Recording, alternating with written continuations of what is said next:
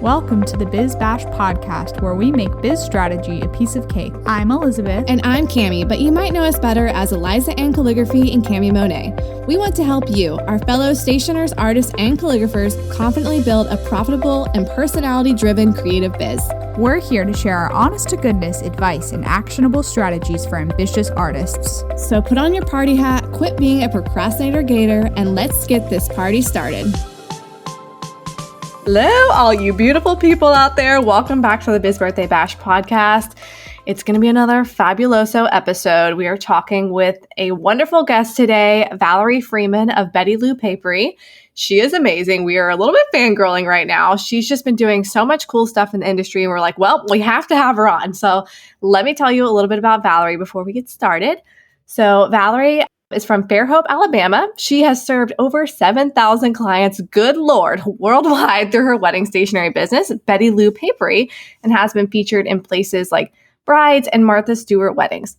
She loves paper and etiquette, fueled by champagne and chocolate, and one time quit her dream job at a fashion magazine to run a wedding stationery business. True story. And when she looks back on the past 8 years, she's never felt happier than the day she chose paper over Prada. She started Betty Lou Paperie on Etsy in 2013, became a six-figure seller by 2016, and has generated almost $800,000 at all-time sales on Etsy alone. Hot dang, that is amazing. And now she's sharing her six-figure strategies with stationers, calligraphers, and creative artists through her website, ValerieFreeman.com, and on this episode. So yay, welcome, Valerie. Thank you. I'm so happy to be here. I know, it's so exciting. Guys, Valerie has been part of our A to Z directory for a while now, so we've known of her, and I've been on her mailing list for a hot second too. So once she started pushing all of her new Etsy courses coming out and was dropping all these numbers, about her six-figure sales, I was like, we have to talk to her to get some strategies to basically help you guys do wedding invitations on Etsy if you want to, because Cami and I have always kind of been like, about Etsy, at least about wedding invitations on Etsy. For us, it's always been too much. It hasn't been our preference. But for some people, it can work really well. And Valerie, you're a perfect example of that. And we're really excited to be talking to you today and asking you all the nitty-gritty questions. I have so many questions for Valerie, guys. Well, good. Fantastic. I'm ready. Yeah. So let's just start with the basics. When did your wedding invitation obsession first begin? So you worked at a fashion magazine, but how did you take that transition into stationery? So, I think I've always loved paper and the smell of old books and fashion magazines and journaling and all that kind of stuff. I even had a typewriter as a kid. So I just have always loved paper. And then when I was in college, I actually got a job with a photographer. And through that job, he used to photograph high school seniors and all of that kind of stuff and family portraits and everything. And through that job, that's where I ended up learning graphic design. And I started designing little by little senior portraits, their graduation invitations and family Christmas cards. And I just remember being so obsessed with all of the different papers and printing methods that we offered. We actually offered foil printing on Christmas cards, which is really awesome. And then we offered several different types of paper. And I just loved walking clients through all of the different offerings. So from there, that was when I got engaged. And then I decided that I couldn't find anything out there in terms of wedding invitations for myself that I wanted. Everything was just kind of boring, and there just wasn't really anything out there that I really felt spoke to what I envisioned for my wedding stationery. So like many other stationers, I actually decided to design my own wedding invitations. And that was really how I got started. I know when I told my wedding planner that I was going to design my own invitations, I think he was kind of what is this going to look like? And I'm sure every wedding planner probably would have nightmares about that. But when I showed him, my first design was our save the dates. And when I showed him that, he was like, oh my gosh, you should go into business for yourself. And that was really how I got started. So I decided to open an Etsy shop. And see what happened with it. And then here we are today. That's so crazy. That's such a fun journey. So, did you started the shop in 2013. Is that the year you got married as well? Yeah. So like 2 months after I got married is when I started my Etsy shop. And to be honest with you, I had that job at the time that I loved at the fashion magazine. And I really didn't put a lot of effort into it. I didn't really do a lot my first year, but then by the second year, I started to put more time and energy into it. And then by 2015, it just really kind of took off to where I was able to leave my job at the magazine and just go full on with invitations. Oh my gosh. So cool. I know. And I have to ask too, what did those first invitations look like? Is it similar to your style now, or are you like, oh, completely different? No, it is. Oh yeah. Like it is totally different. I think because I did not have any prior graphic design experience except for what I did with the photographer. And my style back then, like I know a lot of people have low pricing when they first start out on Etsy or anywhere really in general. I would venture to say that my first couple of invitation designs were probably worth the low price that I was charging at the time, because it just did not look and maybe I'm probably a little bit harder on myself than I should be, but it just did not look at all what it looks like today. Yeah. Well, we all have to start somewhere. I saw something so funny on Instagram this morning where it was a meme, and it was the person in the meme was like, my reaction when I look at my old work that I used to be proud of. And it's like this horrible like grimace on your face, like, I can't believe that's what my work used to look like. But we all start somewhere, and it's important to be proud of your work no matter what stage you're in. And then all the years later, you can look back at it and be maybe a little more like critical of those early days. But you have to like jump in and go for it.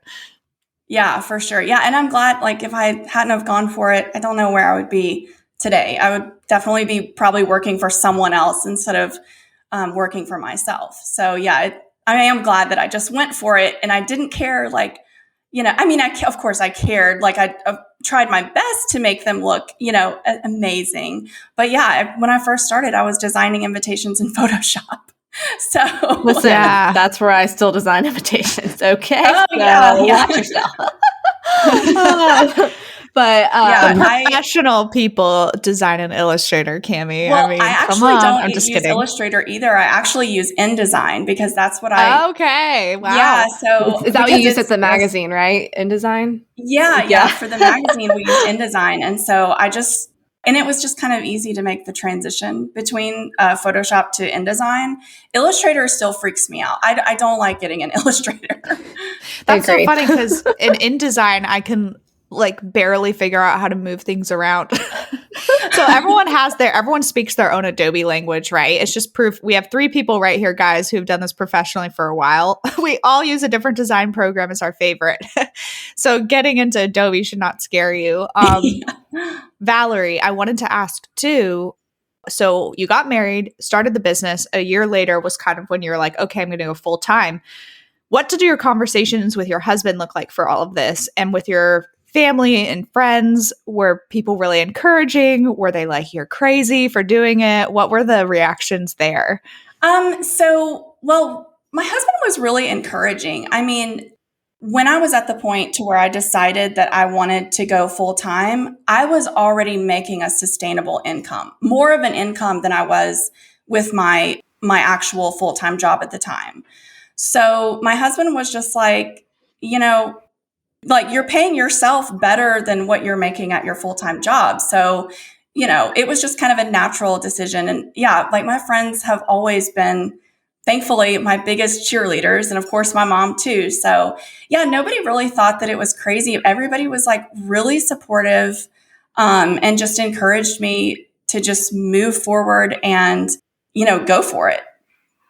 That's awesome. Yeah, it was like, I'm so glad that I'm fortunate enough to have everybody just be really supportive. But yeah, nobody thought I was jumping the gun or, being crazy. So yeah, I mean, but you also had the proof to back it up, which is awesome because you could be like, look at the numbers. Like the numbers don't lie. Like we're doing that over here.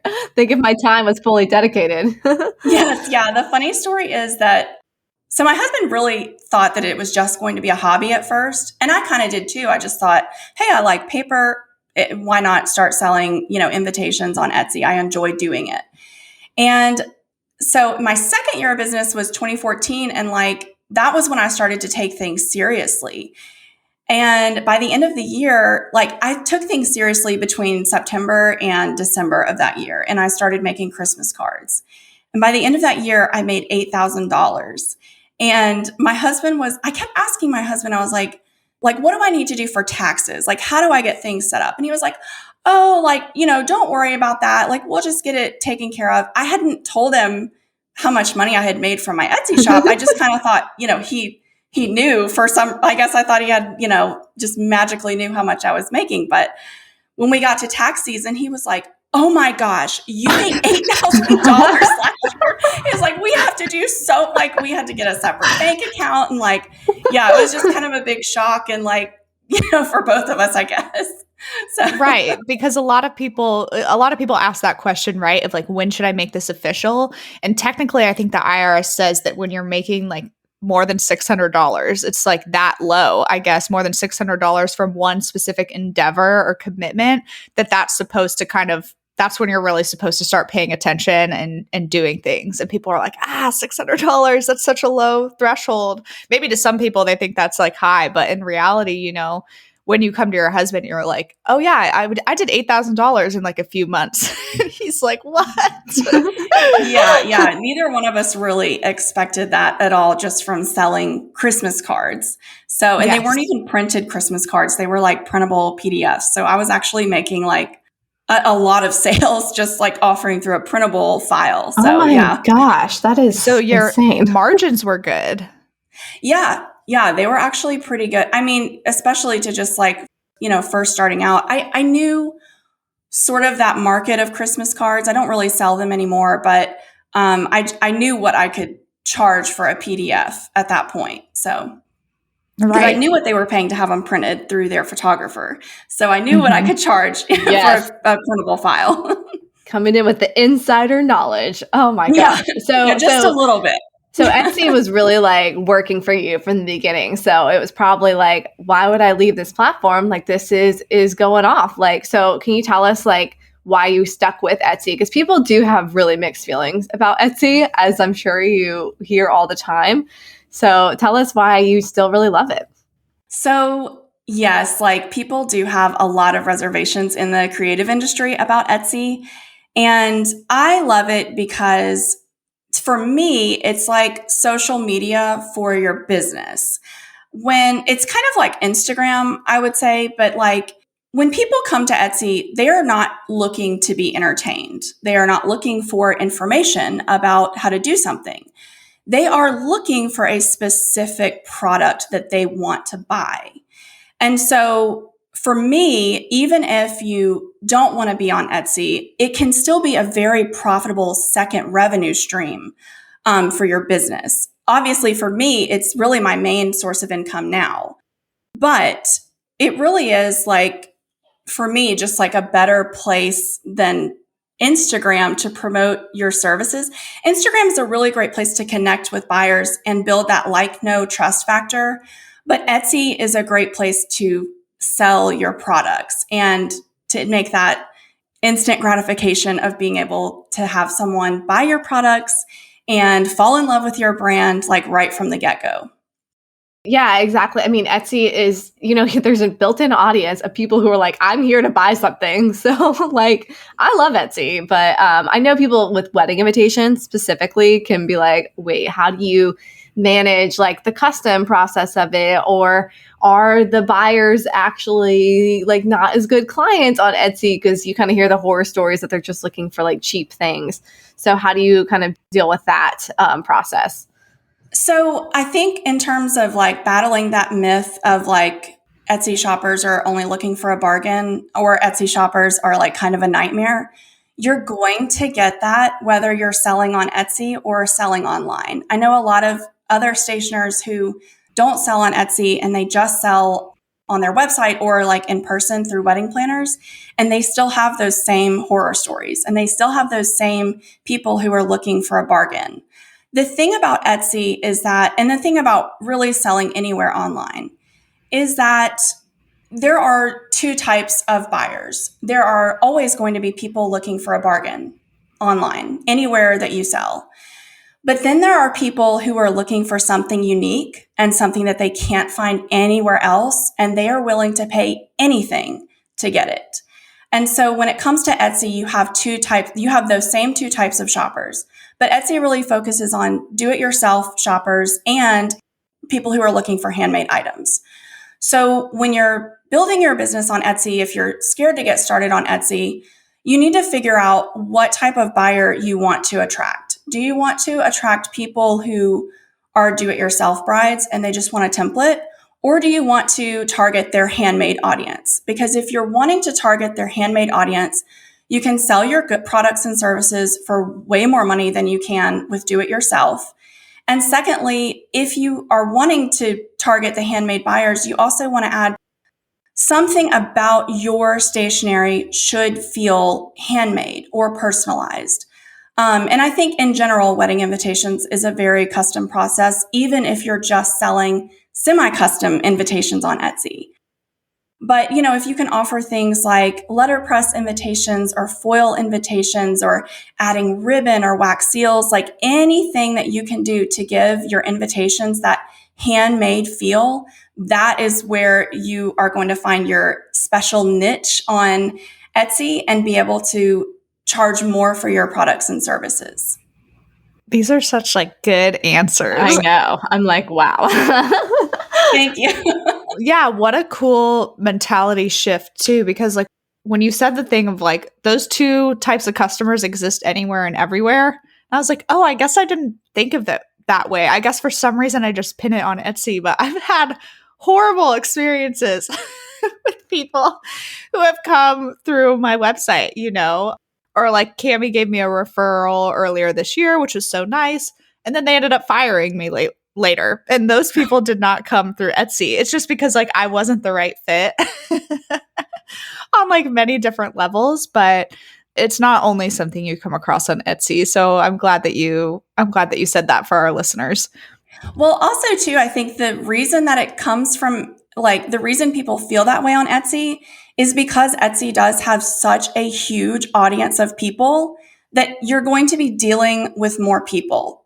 And so when you're dealing with more people, your risk of having a bad client or a bad experience is going to increase.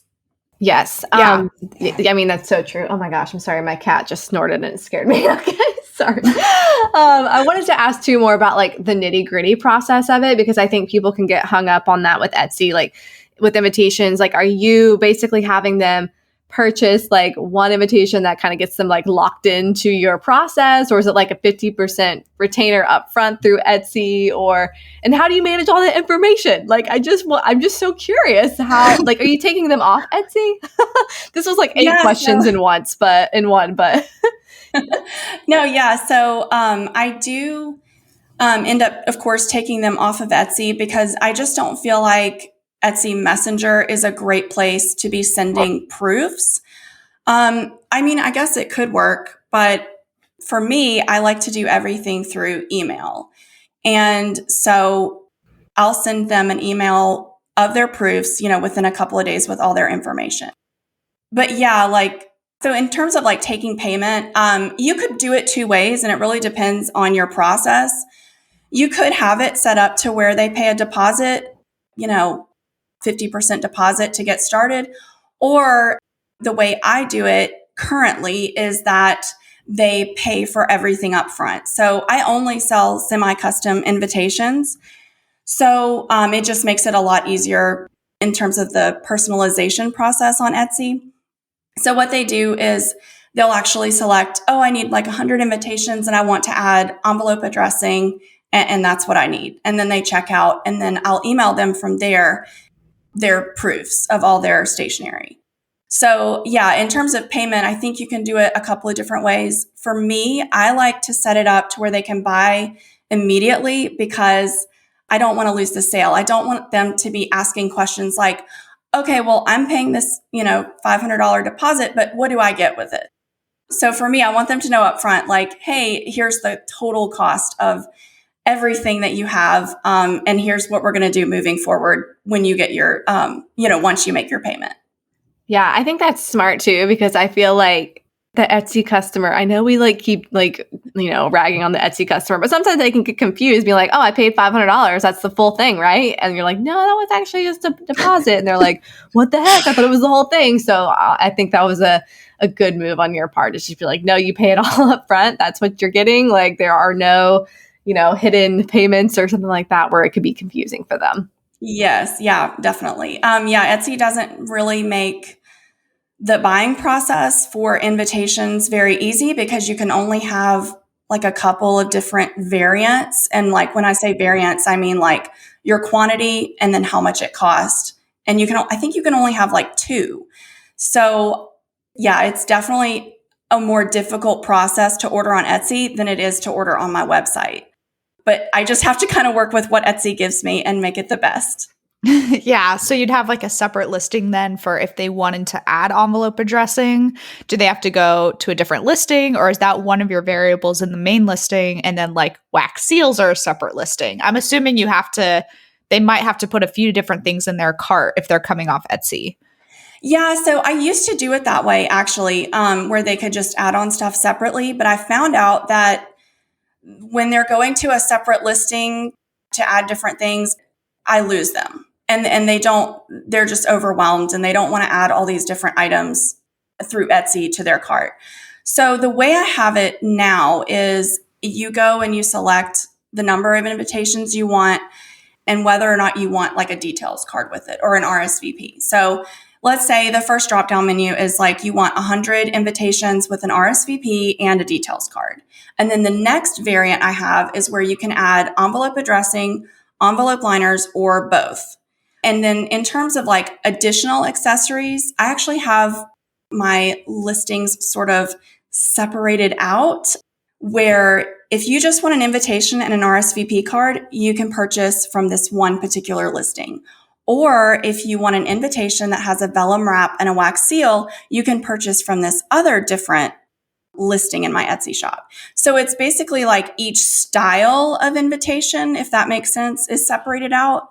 But then you can add all the add-ons like envelope addressing and liners through that listing. Yeah, that makes a lot of sense. I'm actually going to your Etsy shop now so I can poke around and kind of see how you have that set up, because I really like how that streamlines it for people, because you're right. Even on a personal website, people don't like having to go to too many different listings to do everything. And when people ask us about doing semi-custom, Cami and I are we don't have good answers for that. That is way above how our brains work. I think maybe I could figure it out, but there's a lot of tweaking that you've probably had to do over the years, and anyone else who does semi-custom through any of these platforms has had to do over the years to make it streamlined for their customers like this. So it's impressive that you've worked everything out. Well, and it always changes too. If Etsy starts to offer a different variant where I can have up to 3, it's going to change everything for my business. But yeah, I am always tweaking my process. My main goal when it comes to selling invitations to clients is to make it easy for them. That is my number one thing that I set out to do every single day on the job. So if I can make purchasing on Etsy easier, then I've achieved my goal. I love that so much. I know. That's how I'm I just want to make life easy for you. Let me do everything. Let me fix it. You're the bride. You relax. That's totally my mentality too. I want it to feel like they're walking into an invitation spa, and I'm let me take care of you. Yeah. Yes. Yeah. That's perfect. Yeah, exactly. Oh, wow. Yeah, Valerie, I just did one of the drop downs for number of prints and add-ons.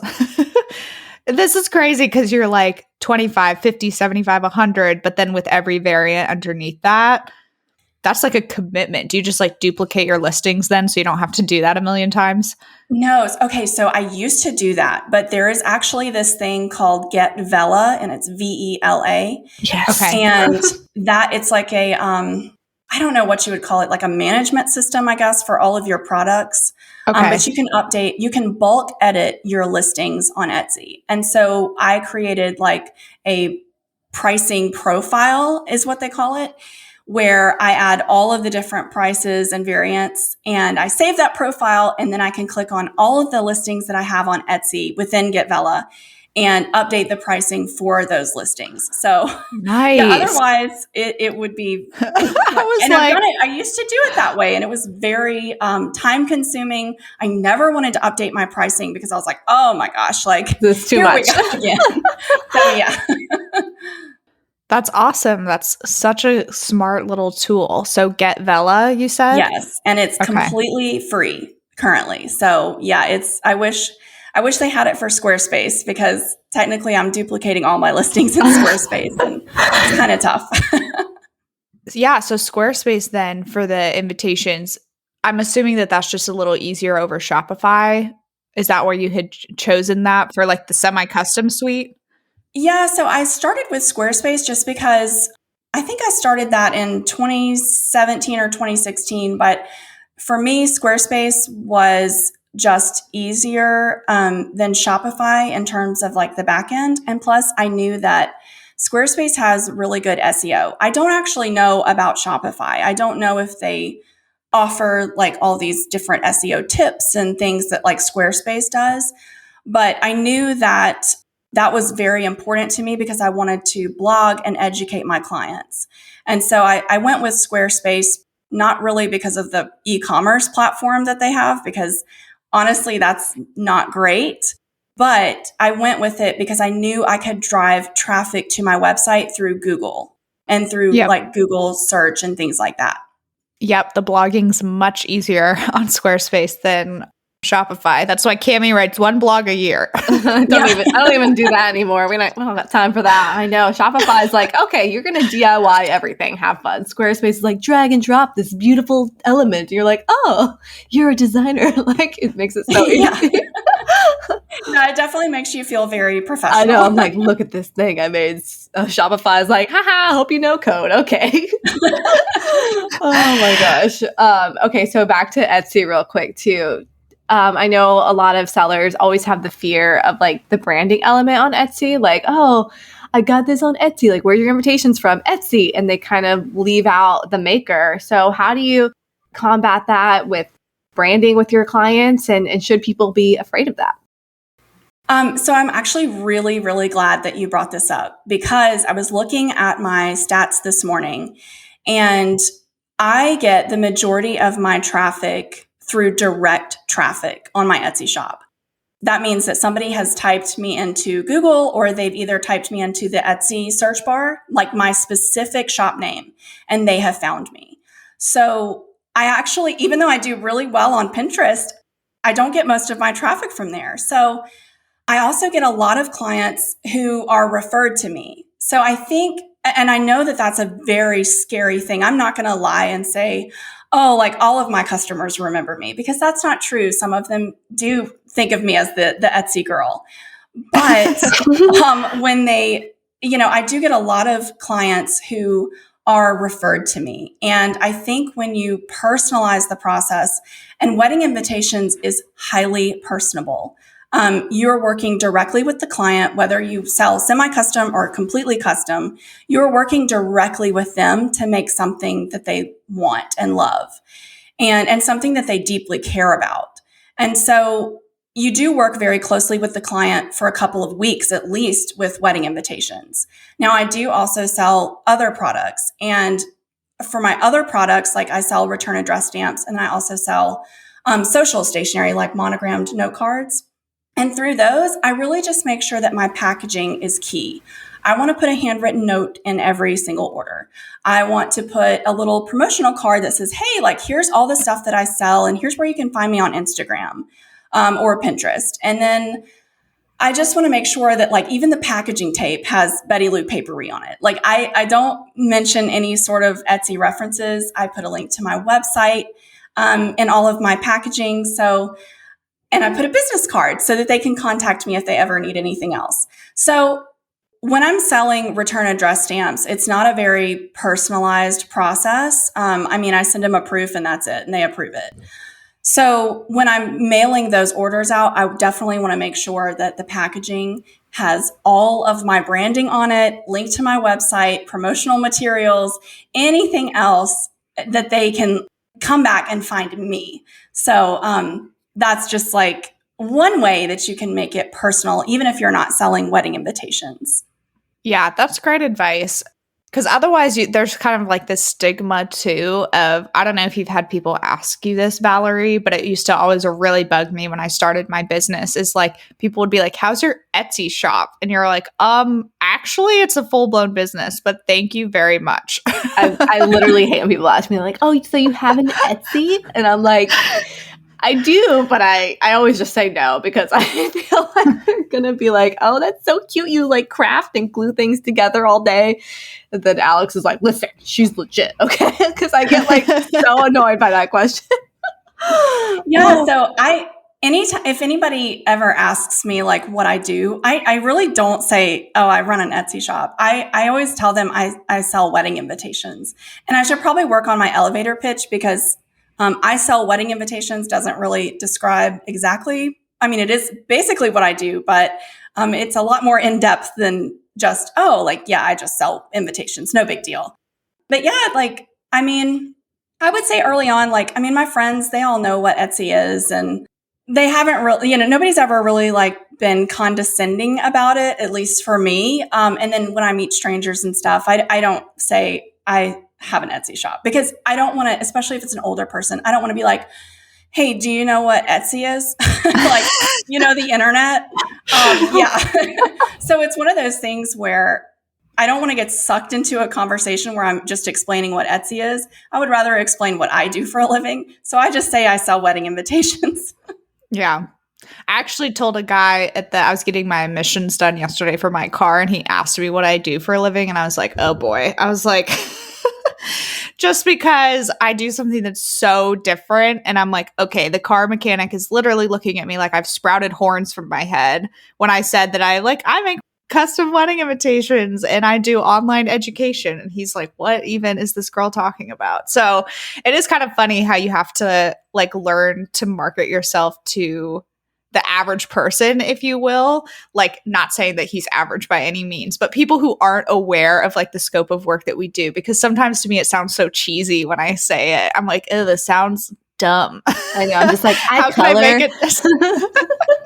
Yeah, no, I totally agree. Like, and going back to that, like I never disclosed how much I made through Etsy. That was between me and my husband and my mom. I never shared that with anybody. And I just let them think if they thought it was a hobby for me, fine. Like I didn't care. And then I was like, well, like I have actually done really well for myself. So when I started teaching the education products, I was really scared to actually say how much I had made because, in terms of like my family and stuff, like they didn't realize how big my business actually was. And I just kind of let people think that I didn't want to like brag or, them to be like, oh, wow, or anything like that. I just was like, oh, very dismissive about it. But then when I did actually like put on my Instagram account, like, hey, I'm starting to teach education courses now because this is how much I've made on Etsy. Like, I think my family was like, what? Like, that's insane. So yeah, I just kind of let them think that like, oh, like her husband makes all the money. And I just didn't really want to like share that part of my life before because I don't know, it just seemed like it was a very personal thing. Like I was proud of, I am very proud of my sales numbers, but I don't really like to talk about money. So yes. I knew I needed that kind of like social proof. I mean, I don't know if that's like social proof, but I needed something to sort of give me leverage and to say like, hey, I kind of know what I'm talking about when it comes to Etsy, you know? Yeah, I mean, it is instant, like, oh, she knows what's up. Like, but at the same time, it's like, when is a good time to be like, oh, this is how much I made last year? Like, you don't like casually talk about that. Like, you know? Yeah, for sure. There has been one time for me, it's like because I'm pretty much in my group of friends, like from church, the only person who's self-employed. I don't really have anybody else who can relate on that level. And I remember talking to like one of my friends' husbands one day, and they all think it's kind of like cute for a while. And that's kind of like how it comes across. And finally one day I was like, oh yeah, and like Cammie and I made blah blah blah blah blah doing such and such, like the Stationer Summit. And he was like, wait, what? I was like, yeah, like just kind of like casually dropped it in there because I wanted to be like, no, this is legit. Like this is how I make my living. I like almost couldn't help myself because you're right. Like even Cammie and I like don't do that very much for like Biz Birthday Bash when we talk about sales things and stuff. That can feel so personal. And so that probably was a really big deal for you to be putting that in your emails. And, Aunt Nancy's like, huh? What now? Like, say what? Like, all right, Valerie, you're taking me out to dinner next time, Yeah, it is. Yeah, it's definitely like a fine line to balance, I guess you should say. So, yeah. And it's good that you get to like brag a little bit, like in some ways. It is good for you to be able to like put that out there now because the timing is perfect for it in that education space rather than just like, yeah, me, yeah. And it was more of like, and I didn't want to sound like I'm bragging or anything like that, but you're right. Like it just in terms of like the education space, I wanted to be encouraging to other people and say, you can make money on Etsy. And here is how you can do it. I can show you exactly what to do. But I didn't want to be, I didn't want to be like, oh, look at me. Like, Mm-hmm. Yeah. I remember I actually do remember getting that first email from you because I've been on your email list for a while, but the first email when you were promoted your Etsy course and you started talking numbers and I was like, oh my gosh. And I think that's immediately when I replied to you because I was like, first of all, your sales emails are spot on. I love everything. I love the look of everything. And it's like, I want you to be able to talk to other people and share that knowledge too. Like if that's what they're looking for, especially Etsy specifically. So, all right, to kind of get us a little back on track because Cammie and I love our tangents and all that good stuff. We love a tangent. Yes. So the next like big question, if you're doing 6 figures on Etsy, what does the back end of your business look like? Is this just you? Do you have people helping you? Is there a room in your house overflowing with paper? Like what does this all look like behind the scenes on a day-to-day basis? So it's just me. And most days I feel like I'm just trying to keep my head above water, especially because I have a 9-month-old daughter. And I also have a 5-year-old son, but it's so hard when you have a baby to have a business because you just lose a lot of sleep. So, I mean, you're going to lose sleep with your business anyway, but when you have a baby, it just changes the game. But yeah, the back end is basically, it's just me. I do have an office at home. The house we moved into a couple of years ago actually has a home office. And so it was the only house that we looked at out of like 50 others that had a home office. And we were like, this is the one. Yes. And for a while, I did actually use the guest bedroom and that was chock full of stuff. And then my office was also full of stuff. And then so was the coat closet is supposed to be for coats. It has like all kinds of packaging supplies in it. So, it's definitely always overflowing. When we had our second child, I was like, okay, I've lost my overflow room and I'm going to have to condense some things. So, we ended up having to just maximize that one office room that I have. But yeah, I'm not going to lie. It is very hard being a solopreneur, I guess is the fancy word for it. But I do try to hire out anything that I can. So like earlier this year, I hired a copywriter to really help me clarify my messaging with my website. And so anytime I can hire someone out, or contract somebody out to do something, that's what I do. But yes, currently I should probably get somebody to help me with packaging orders. But I know, Cammie, you've talked about this before. Like, I just don't want somebody coming to my house. Like, I want them to feel like, oh, this is an established business. And, sometimes when you're working from home, even if you make a lot of money doing what you're doing, it just doesn't feel legitimate until you have that like office space sometimes. And so I just don't want somebody coming to my house and not feeling excited about the position because they're packaging orders from someone's house, Yeah, I mean, I literally leased an entire studio space because of that fear. So I completely get it.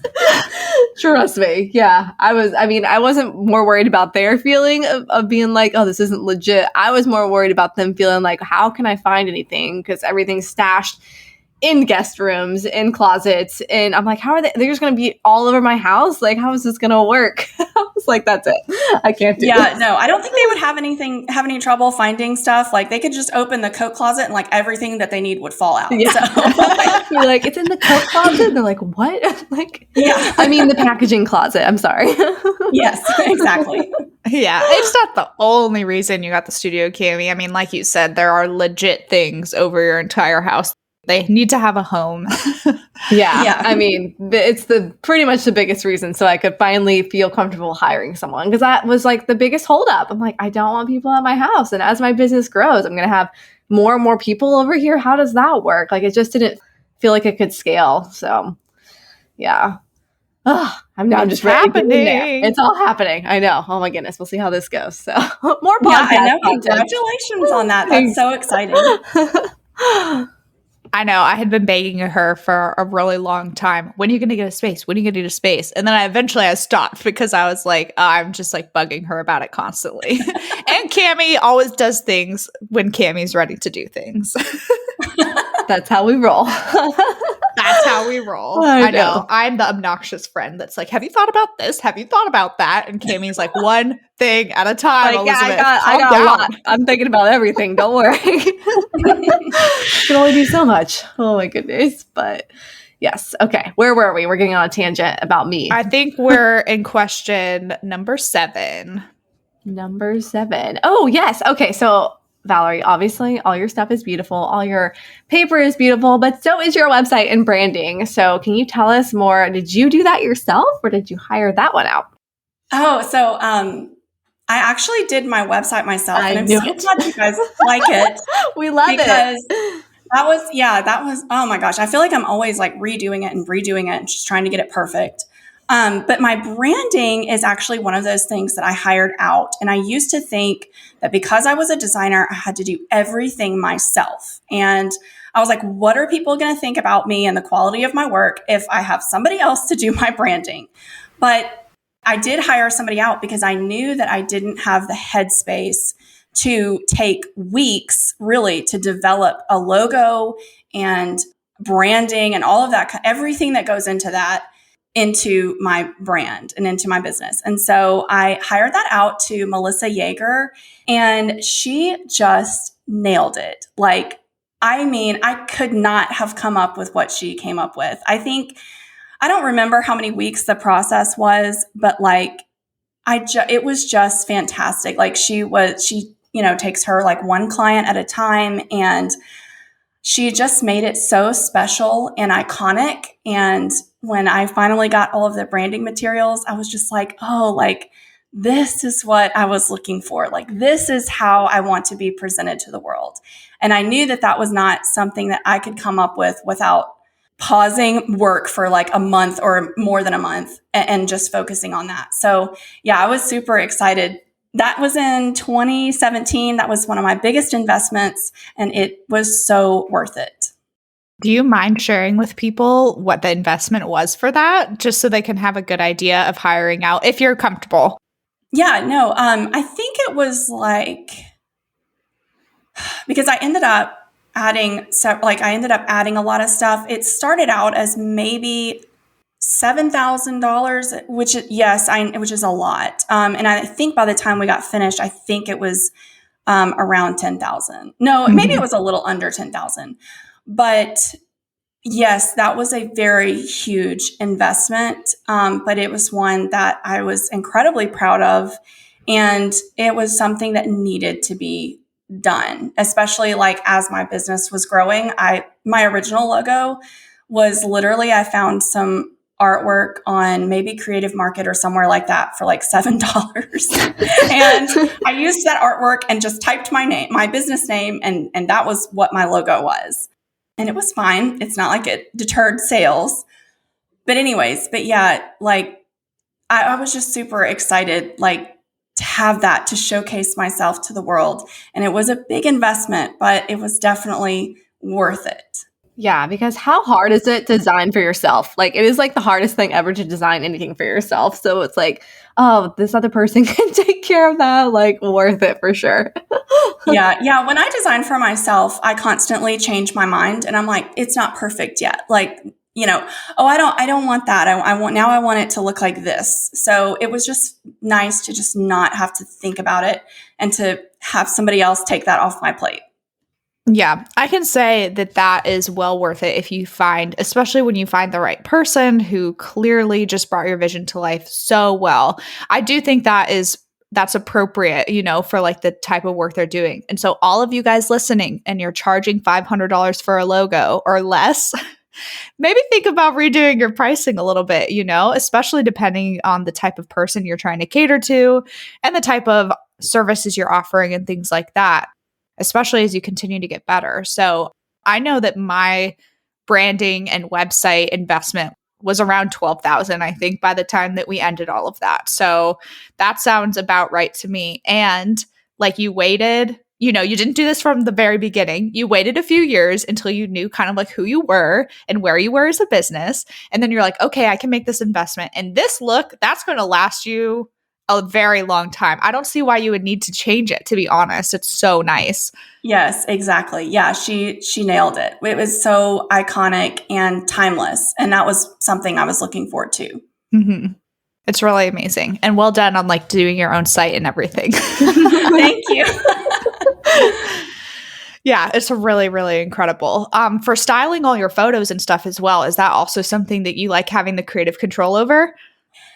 So I do not like photography. I know I said I worked for a photographer, but I was not taking photos. Like I was doing like receptionist style work and then graphic design. So Juliana Mary does all of my photography. I've done like some of my own photography, but I just really don't like doing it. And that's like one other area that I hire someone else because she has the headspace to take my stationery and take what I want, all the concepts and ideas that I have and say, this is this is how we can present your stationery to the world. So yeah, she's like amazing. I know. I love her work. Fabulous. Yeah, she does the best stuff. Like I've been trying to work with her too, but based on like the way it's going, for product stuff, I would need to have all my stuff ready to send to her like really, really early. And as we all know, I'm always behind and I'm like, all the stuff's coming in at different times. Like, I don't think I can pull it together to like maximize my investment with you at this stage right now. But like, I'm definitely going to make that investment in the future. But I'm like, oh my gosh, I got to pull myself together before I can even like give her the stuff.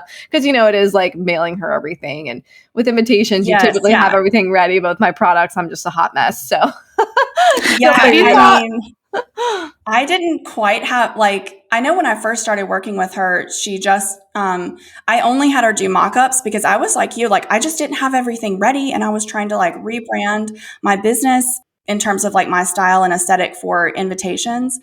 And so she just did mock-ups for me at first. But then I was like, no, I need to have I'm starting to do more letterpress and that's what I really want to focus on. And I was like, I need to send her, she can capture this letterpress invitation way better than how I can have it presented through a mock-up. So yeah, I actually did this year start sending her like physical products. Yeah. And you know how everything has been so crazy this year. The last photo shoot that we had scheduled, the letterpress print shop that I was using was like 10 days behind schedule. And I was like, I'm not going to be able to get these products to you in time for the photo shoot. So let's just do mock-ups and we'll schedule another one when they finally get finished. So yeah. As if things aren't stressful enough in our field normally, this year has been extra. Yes. Yeah. So many different things happening. Yeah, Juliana's awesome. She sponsored the Stationer Summit, actually. And so we've been in touch with her for like quite a while. I think we have her listed in the directory. We do. Yes. For a couple different things. Hopefully we do anyways. We she do. should be in there. She's awesome. But Cami, I was going to say, she could definitely do mock-ups for you, Cami, that you could like put your card designs in and stuff. Yeah, but I wanted like the things like stir sticks and pennants and cups. Like you can't really get away with mock-ups on those. No. Yeah, a greeting card mock-ups. Yeah, greeting card mock-ups, which we talked about that too. And I'm like, no, I just want to do like full collections. But once again, I don't think I could have it to you in time for launch. So we'll have to work on that. Yeah, who knows? Like, especially with you getting like the studio and stuff and having a new space for it, you'll probably get, now that you do so much wholesale, Cami, you'll probably get in more of a groove of getting things done sooner. I mean, everyone wants things for Christmas now, and we're recording at the end of July, guys. Yes. It's bananas. It's so crazy. Okay, Valerie, we still have like 4 more questions for you. So bear with us if you're willing to spend a little more time, because this is just such a great topic that people are curious about. For those starting on Etsy today, specifically for invitations, what's something you wish you had done from the very beginning that you might not have done as well when you first started? Oh, so I wish that I would have, well, really 2 things. I wish I would have started my own website in tandem with my Etsy shop, because it is very important to have something that you own.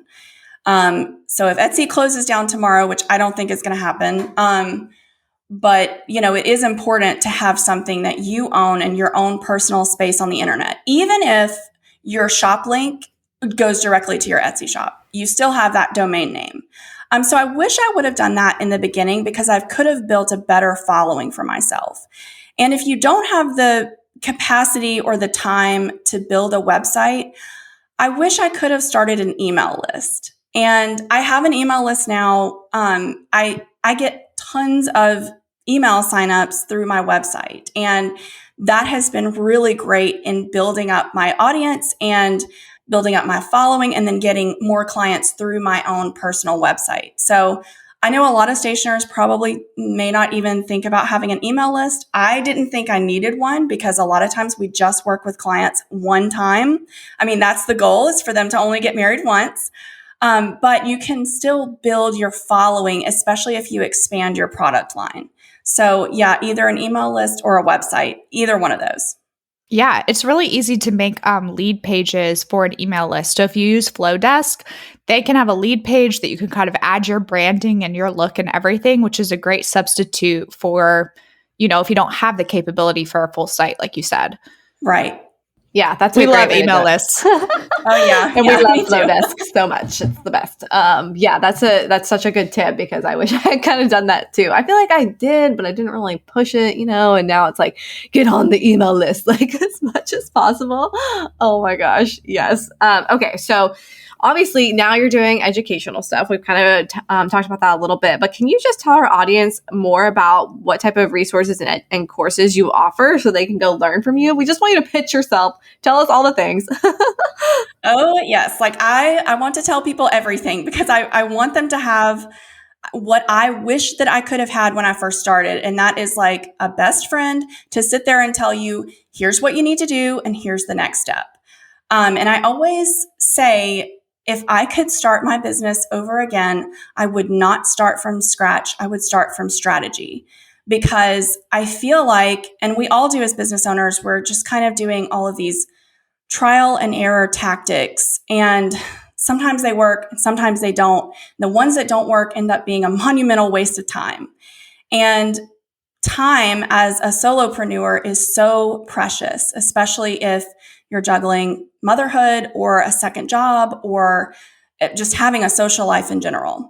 So My first course is actually called Etsy with Intention, and it really teaches you how to build a profitable foundation for your Etsy shop. So whether you're just starting out on Etsy, whether you're using Etsy as a second revenue stream, or whether you have had an Etsy shop for like a couple of years and it's just not really taken off for you, this is really going to get you to take a deep dive into building the foundation for your Etsy shop so you can get started on the right foot.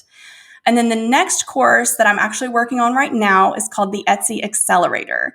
And this is how you can drive even more traffic to your Etsy shop. And that is through SEO and then also through Pinterest. And those are two big drivers of traffic to my Etsy shop. And then the last course that I'm going to be teaching is called the Etsy Marketing Mastermind. And this is like the full-on course. I haven't started working on it yet, but I feel like I have all these ideas in my head and it's just going to like come together when I start writing it out. But it's the full-on every single thing that I would do from start to finish if I was opening my business again, including starting a website, promotion through email marketing and blogging and all of that kind of stuff. It's every single thing, full scale of what you need to do when you open a wedding stationery business or a creative business on Etsy and then beyond. So many amazing resources. I know, actually, though, it's so funny because like I don't even really do invitation stuff via Etsy anymore. And I've scaled that so far back in my business anyways.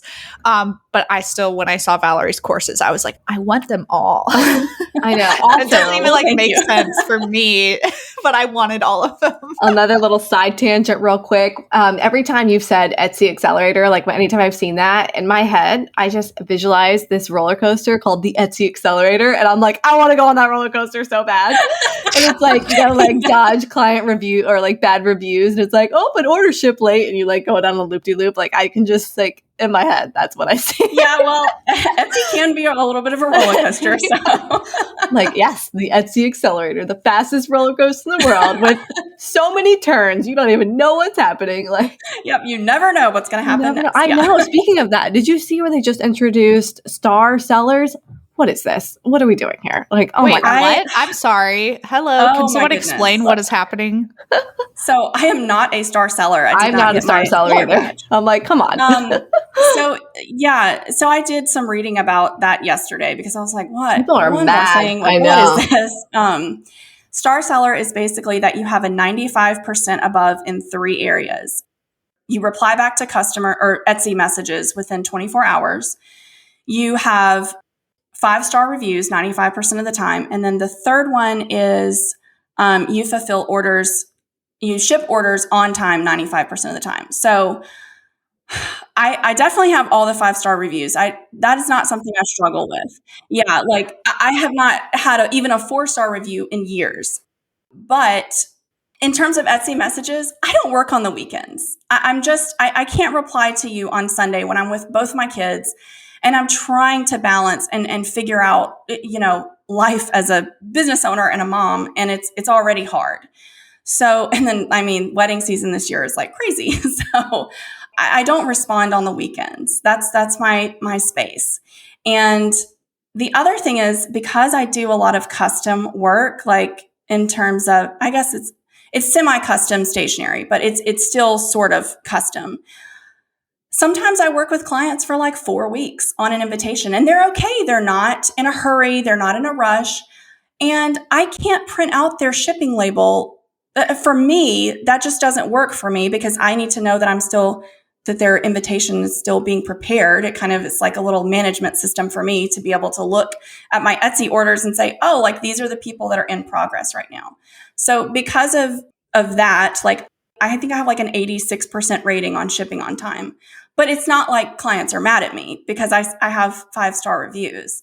So yeah, I didn't get the Etsy star seller badge and I'm not really that worried about it. The one area that I'm worried about is if it's going to in the future affect my ranking and search results. And that to me, hopefully it's not going to be like the main driver. Like hopefully They don't only promote star sellers. But there are some ways to combat this. In terms of shipping on time with custom work, I could print out their label in advance. I just don't like doing that because then I have to go back and explain to the customer, like, hey, just to let you know, like, your order isn't shipped, but Etsy's got this thing. And like, I don't want to, sit there and tell them that. Like, and then in terms of messages, I think I did this before when I was on vacation, but they have this like automated reply that you can set up for 48 hours. And I think I could set that up on the weekends and just say like, hey, it's the weekends, like I'm with my kids. But I'll get back to you first thing Monday morning. So that could be one area that I could combat both of those things. But I guess we'll see where it goes. I can imagine a lot of people are not as excited about that. And I understand what Etsy is trying to do. They are trying to make sure that they offer quality sellers and quality shops to customers. I get that. But the messaging thing, I think, is where I struggle because I'm just not going to answer a question on Sunday. Yeah. And I mean, that's the same for me. Like, I'm not going to answer on the weekends or like, well, I mean, I guess overnight would be like 24 hours, but it's also if the customer, like if you respond and the customer's like, oh, thank you. And then you're supposed to respond to that back and be like, you're welcome. And they're like, thank you. Like, you have to like keep it going. And I'm like, no, this is the end of the conversation. So I think it's just from what I was reading, I think it's just the initial message. Yeah, because when I send personalized stamps, like when I send their proof, I do that through Etsy. And so when they're like, yeah, it looks great. I'm like, okay, I'm going to send this into production. Like, I don't follow up and message them again. Yeah. But yeah, I think it's just the initial message. Etsy doesn't have a weekend in their mind. They're like, that's too bad. Like, you have a weekend? No, you don't. Just kidding. Like, yeah, I have so many thoughts running through my head right now. And my main reaction to that is like, it feels like a little bit of a punch in the gut to people who are doing mainly custom, in my opinion, because a star seller with the way they have everything set up, that really favors people who are product based and have things ready to go in an instant and can get them out the door. So I'm sure people are having all those discussions. I'm sure Etsy's kind of getting like the brunt of that too. And how can we do this better? But one of my friends, Kaylee of Mulberry Market Designs, she's talked about this a little bit, and she might have talked about it on our podcast, that when they introduced the whole thing a few years ago about like you get warnings, if you get bad reviews or something like that, like they could take down your shop. And she was like, we're doing hundreds of orders a week. So our probability of getting a bad review is way higher than somebody who's only managing 3 or 4 orders a week. But she was like, but we have just an equal chance of getting booted from those like 3. It's not a percentage. It's like you get 1, 2, 3 strikes, you're out. So they've made some interesting choices over the years for sure that people have been displeased with. Yeah, that was even though I haven't had like a bad review, I've never had a 1 or 2 star review. I think I had 1 3-star review, and that was with like a stamp. Anyways, but yeah, I wouldn't say I've actually had a bad review. But even that scared me too, because I was like, what am I going to do if I get 3 bad reviews all of a sudden? So that was kind of scary, but thankfully I haven't been affected there. But I could definitely understand, especially for somebody like Mulberry Market who's selling hundreds of items every week, that would be incredibly frightening. Yeah. All the more reason to have your own thing too. Yes, just as like additional backup that if you ever are so displeased with the way that things are set up, that you would have something to fall back on. Okay, we kind of glossed over something. I don't want to keep you too much longer, but we did gloss over one question early on about your style as it is today, because it's so distinct. You've really brought a look to life that if I see it, I basically know that it's yours. Can you talk about the development of that style, and how many years into business do you feel like you really hit your stride with the current look that you have?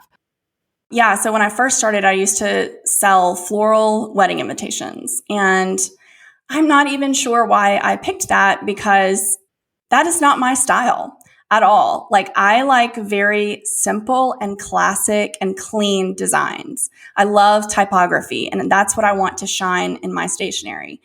So last year in 2020, I took a crazy deep dive into my business and was like, I don't really want to be known as the watercolor floral invitation girl anymore. I want to do letterpress. and I want to do foil, and I want things that when the guest opens up the invitation, that they are just like, wow, and not that they weren't saying that before. I'm still very proud of the floral invitations that I did, but I also wanted it to look like me, and what kind of invitation would I have? And so I spent last year, I designed an entire collection, a semi-custom collection with I think the first time I did it was I had 16 different entire invitation collections, from invitations to thank you cards. And I was like, you know what? And they were very classic, very Southern, monogram aesthetic. And I was like, that's not really me either. And so I did it again. And I would say last year is really when I hit my stride, even through all of that just craziness, when I really looked into what I wanted my stationery and aesthetic to look like.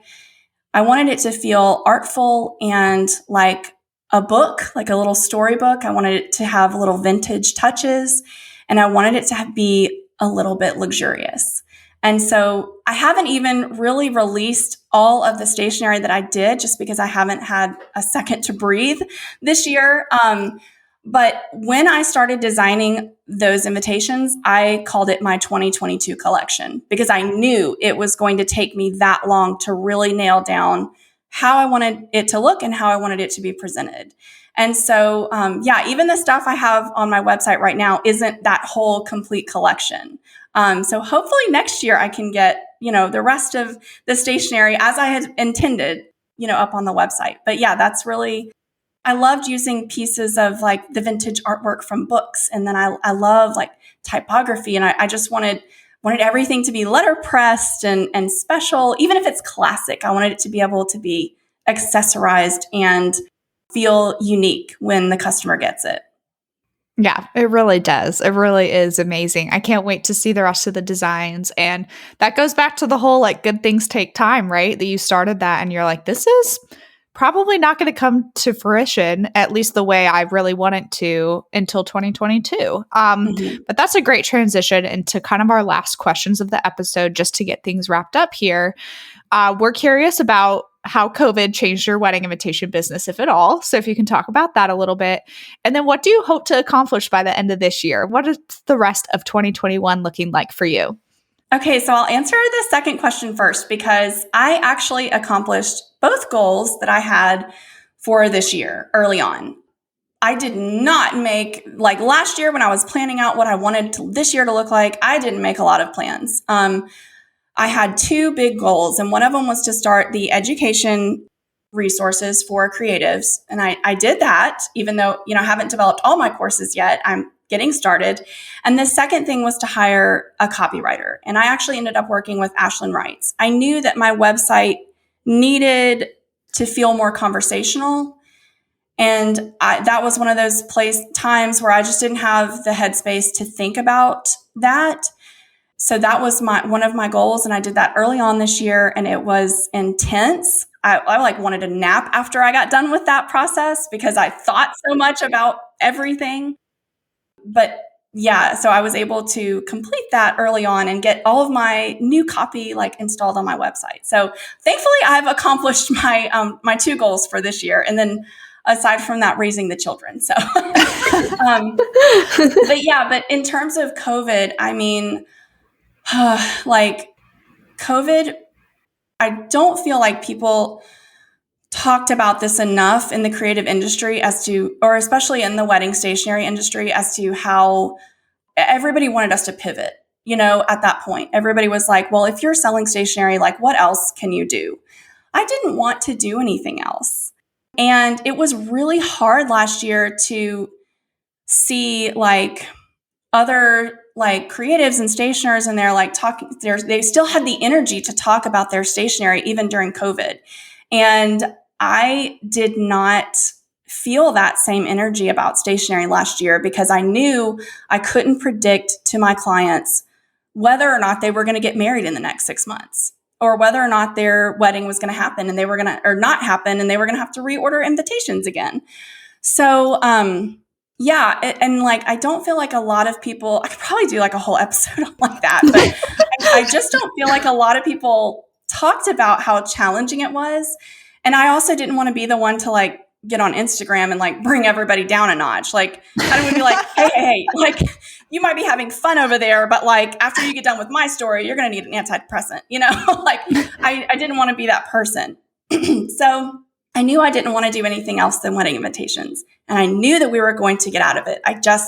I knew we would get out of it. There's going to be a cure, even if it was like 4 years from now.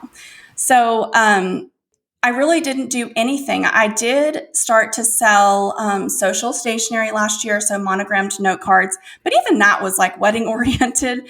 So because it was like for newlyweds and a great gift for like newlywed couples. But God really turned things around because I have in my Etsy shop, I don't even offer this on my website. I had 4 return address stamps, 4 out of 140 or 50 product listings. And one of the stamps got featured on brides.com as an engagement gift. And that feature just blew up my Etsy shop. I now sell probably 2 or 3 of those every single day, in addition to the other stuff that I sell. And Christmas last year was the biggest December that I had ever had. Because normally for me, with wedding invitations, things slow down in December. Ironically, I don't sell a lot of save the dates. It's really just the invitations. But last year during 2020 was like the biggest year I had on Etsy through just selling that. And it was really just like one stamp. That one stamp that got featured on Brides like sells like crazy. And ironically, as 2020 would have it, in October of that year, my stamp manufacturer's warehouse burned down. So in the middle of all of that was the one thing I had going for me. In the middle of all of that, they burned down and I had to find like another manufacturer. Thankfully, they're back in business now, but I know exactly who you're talking about. They're in the A to Z directory, everybody, if you want to manufacture rubber stamps. Yes, they're they're just phenomenal. Like you just can't beat their stamp quality and what they do with their products. That was that was crazy, but a big bummer on top of like 2020 being a big bummer. Yeah, what a 2020 thing. It's just like, of course it caught on fire. Yeah, yes. I'm glad that you were honest about that, Valerie, that you felt like that. And honestly, that was me at the beginning too. I was like, everyone's screaming at me to pivot. And all I want to do is sit here and wait because I freaking just paid all this money for my new website and my new branding. And then the irony is that like God placed the course in my lap to help Britt from Swell Press. And so that was kind of wild because the pivot was given to me rather than me like floundering to find what else I was going to do. That happened like very naturally. And I felt very led into that direction. But at the beginning, I was like, I'm not budging. I was like, you guys can't make me move. I'm digging my heels in. And it was a dark time.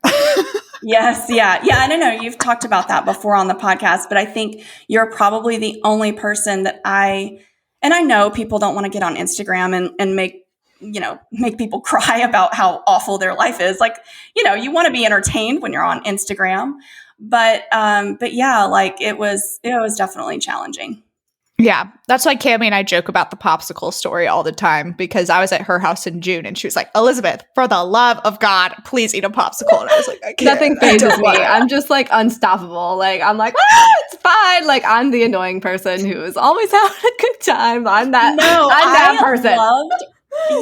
I loved like your Instagram, especially like through, of course, all the time, but your Instagram through last year was like, oh, like this is so refreshing. And I'm so happy that like you just get on there and you smile all the time. I wish I could be that person. I'm probably more of a glass half empty type of person, but no, I got so much joy, like, and then watching your Etsy shop, like I know you did so well with Etsy last year and that was exciting too. So yeah, it was like refreshing to see somebody having a good time. I am so annoying, but I can't help it. My husband's like, you're just like a little cloud with a silver lining all the time. You're just always like the silver lining is just like, hello.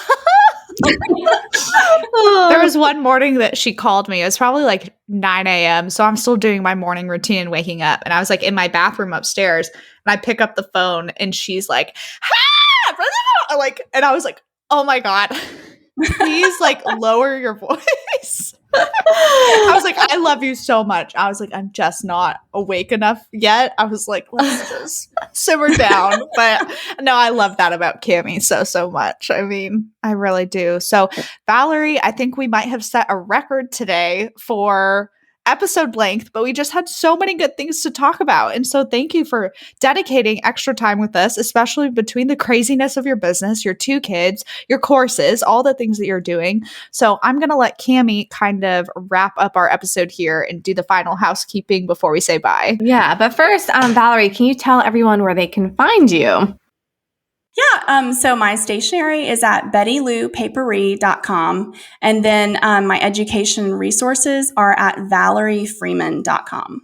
Perfect. Okay, everybody. Well, we all know this was an amazing episode. Got so many good tips, good advice. Oh my gosh, so exciting. So if you guys love the episode, definitely go leave us a 5-star review, not 4-star. We want that 5-star. We want the Etsy star seller on our review page.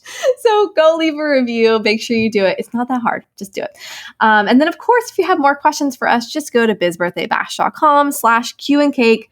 Drop us a line there. They can be any kind of questions, you guys. They don't have to be super duper serious. You can ask fun ones too. So we can answer them on our Q and Cake episodes. And then if you're loving listening, screenshot this while you're listening, post it on your stories, tag all of us so we can see it and give us a fun little shout out and we'll repost you. So I think that is it. And then we'll see you next week. Yeah, see you next week, everybody. Can't wait for everyone to learn so many things. And thank you again, Valerie, for spending extra time with us today. Thank you for having me. Toodles. Hey guys, we just wanted to hop in and talk about one of our amazing resources, the A to Z directory. All of us have thought at some point, how did she do that or how did she make that? And maybe you don't know where to start or how the heck to produce this amazing product you've dreamt up. Well, the A to Z directory is the missing puzzle piece in your biz, you guys, seriously. So it's built in the form of a yearly membership, and it's your one-stop shop for finding suppliers and vendors for all the things. Literally where to print everything from custom invitations, greeting cards, mugs, koozies, acrylic printing, letterpress, custom ribbon. I mean, the list goes on and on and on. And it literally goes from A to Z. From acrylic printers to zipper pouches, we have it in the A to Z directory. We want to help all of you search less and create more with this list of 300 plus vendors and suppliers. Don't worry, they're very organized. It's not going to be overwhelming and confusing when you join. And this membership also includes access to a private Facebook community. It's incredibly active and involved. And if you need a question answered fast, that is definitely the place to go. Yeah, our Facebook group really is the best. You guys, everyone is so helpful in there. And we're in there too, answering questions you guys might have. So it's a great way to get access to us and ask us things without sliding into our DMs. So we're more likely to answer you in the Facebook group, just saying. Anyway, also in the Facebook group, this is new for 2020 and we're really excited about it. We are hosting monthly Power Hour Q&A sessions that are live, and these are only available to our A to Z directory members. So you can hop in with us live and ask us all your burning questions in real time and just hang out with us every month. And we do these at different times so you can actually be there live, and the replays are always available in the Facebook group for members. This resource is priced at $147 a year, which honestly is extremely affordable and is full of so many benefits, such as exclusive vendor coupons for members only. And we would love to have you guys join. Seriously, it's kind of like our family and our tribe. So visit bizbirthdaybash.com/directory to sign up today and use coupon code podcast2020 to receive $20 off your first year. That's podcast, all caps, 2020 for $20 off your first year. We can't wait to see you in the Facebook group.